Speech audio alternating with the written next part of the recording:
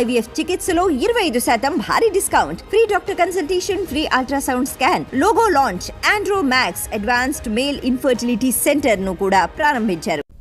అమరావతిలోని టీడీపీ కేంద్ర కార్యాలయంపై దాడి కేసు విచారణకు సిట్ ఏర్పాటు చేసే యోచనలో ఉంది ఏపీ సర్కార్.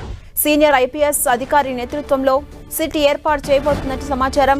టీడీపీ ఆఫీస్పై దాడి కేసులో ఇతర జిల్లాల నేతల ప్రమేయం ఉండటంతో సిట్ ఏర్పాటు చేస్తున్నారు. ఇప్పటికే టీడీపీ కార్యాలయంపై దాడి కేసును మంగళగిరి పోలీసులు విచారిస్తున్నారు.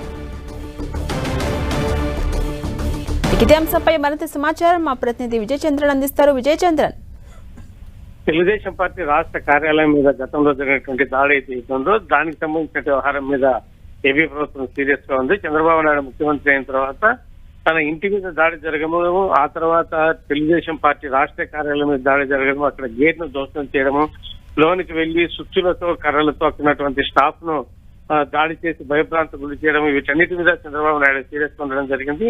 అప్పట్లో ప్రతిపక్ష నేతగా ఉన్న సమయంలో ఏమీ చేయలేని పరిస్థితిలో ఉన్నాడు. ఇప్పుడు అధికారంలోకి వచ్చిన తర్వాత ఈ విషయంలో నిగ్గు తేల్చాలా, ఎవరైతే ఈ దాడిలో పాల్గొన్నారో పురిగొల్పారో వారందరి మీద కూడా కేసులు బుక్ చేయాలని చెప్పేసి తెలుగుదేశం పార్టీ కార్యాలయం జరిగిన దాడి విషయంలో చంద్రబాబు నాయుడు సీరియస్ ఉన్నాడని చెప్పొచ్చు. ఈ నేపథ్యంలో దీనికి సంబంధించినటువంటి సిట్టు వేసే అవకాశాలను కూడా పరిశీలిస్తున్నారు. ఎప్పుడైతే కనుక మంగళగిరి పోలీసులు ఈ కేసు సంబంధించి విచారణ చేస్తుండగా దీనికి సంబంధించినటువంటి పూర్తి స్థాయిలో విచారణ జరపాలంటే, ఎందుకంటే కీలకమైనటువంటి నేతలు ఈ కుట్రలో ఉన్నారని చెప్పేసి తెలుగుదేశం పార్టీ భావిస్తా ఉంది. కాబట్టి వీటన్నిటిని నిగ్గు తేల్చాలంటే కనుక సిట్టు వేస్తే ఎలా ఉంటుందన్నటువంటి ఆలోచన చేస్తున్నట్లుగా సమాచారం అందుతా ఉంది. దీంట్లో ఉన్నటువంటి ఇప్పటికే చాలా మంది నిందితులను గుర్తించడం జరిగింది. తెలుగుదేశం పార్టీ కార్యాలయంలో ఏర్పాటు చేసినటువంటి సీసీ కెమెరాల ద్వారా ఎవరెవరైతే ఈ దాడిలో పాల్గొన్నారు, విధ్వంసం గురి చేశారనే విషయం మీద వారి దగ్గర తగిన ఆధారాలు ఉన్నాయి.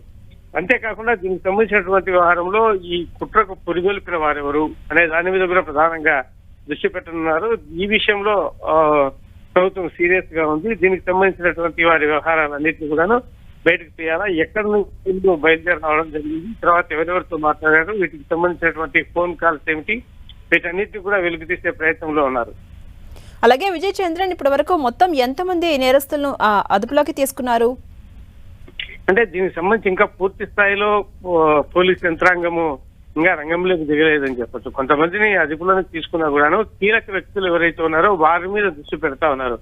కొంతమందిని అయితే కనుక వారి వివరాలు తెలిసినా కూడా వ్యూహాత్మకంగా పోలీసులు వాళ్ళని అరెస్ట్ చేయనటువంటి పరిస్థితి. అంటే ఇది రాజకీయ కోణంలో జరిగినటువంటి వ్యవహారం కాబట్టి దీంట్లో ఉన్నటువంటి వ్యవహారంలో రాజకీయ నేతలు ఉన్నారు, రాజకీయ నేతలకు సంబంధించిన అనుచరులు ఉన్నారు. కాబట్టి ఈ నేపథ్యంలో దీనికి సంబంధించిన వ్యవహారంలో కొంచెం వ్యూహాత్మకంగా వ్యవహరించాలని భావిస్తా ఉన్నారు. కాబట్టి ఈ వ్యవహారంలో కొంతమంది తెలిసినా కూడా వారందరినీ కూడా అరెస్ట్ చేయకోకుండా ఒక పద్ధతి ప్రకారం వెళ్ళాలని చెప్పేసి భావిస్తా ఉన్నారు. Right, thank you Vijayachandran.